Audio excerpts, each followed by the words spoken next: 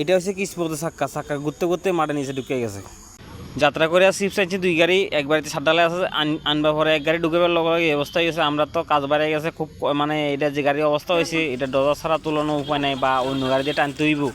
তারপরে গাড়িটার অনেক আনলোড টানলোড করতে চেষ্টা করতে আসি, আনলোড টানলোড করতে আসি, আনলোড করে যাতে গাড়িটা বার করতে পারি, কারণ আমার গাড়ি অনেক ঢুকাইছি না।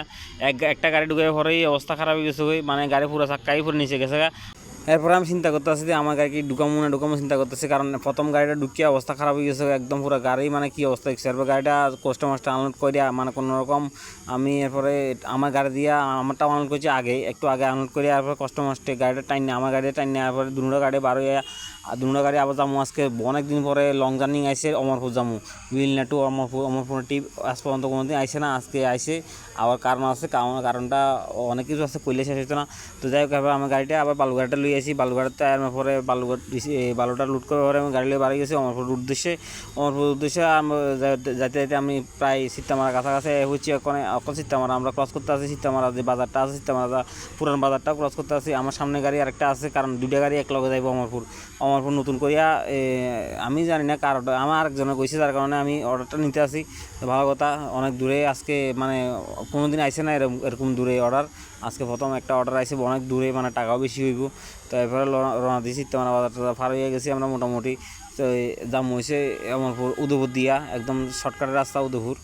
তো আমরা কথা কইতে আই হচ্ছে ফাইকলা বাজারটা ক্রস করলে আইফোন বিচ্ছন্ন বাজার, কারণ বিচ্ছন্ন বাজার হচ্ছে মেইন বাজার, বিচ্ছন্ন বড় বাজারের মধ্যে ফাইকলা পরে বসে বিচ্ছন্ন বাজার। তো যাই হোক, আমরা গাড়িটা কথা কইতে আছে যে গাড়িটা আমরা বহুত আগে বাড়ানো, মানে মাল যাওয়ানোর উদ্দেশ্য আসিল, যার কারণে আজকে যে কোনো কারণে গাড়িটা ফাঁসাই গেছে, গাড়িটা আটটাই গেছে, যার কারণে আমরা গাড়িটা বার করতে দেরি হয়েছে।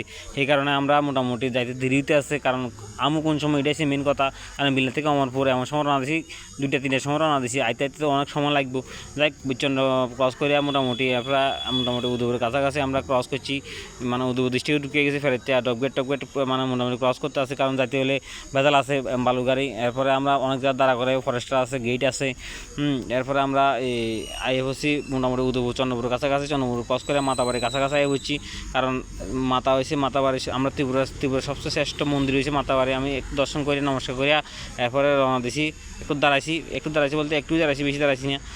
তো যাই হোক, আমরা মোটামুটি উদয়পুরটা ক্রস করলেই, মোটামুটি মাতাবাড়িটা একটু ক্রস করলে 1 কিলোমিটার বা 1 কিলোমিটার লাগবে না, 500 মিটারের মধ্যে আমরা অমরপুর ঢুকিয়ে গেছি।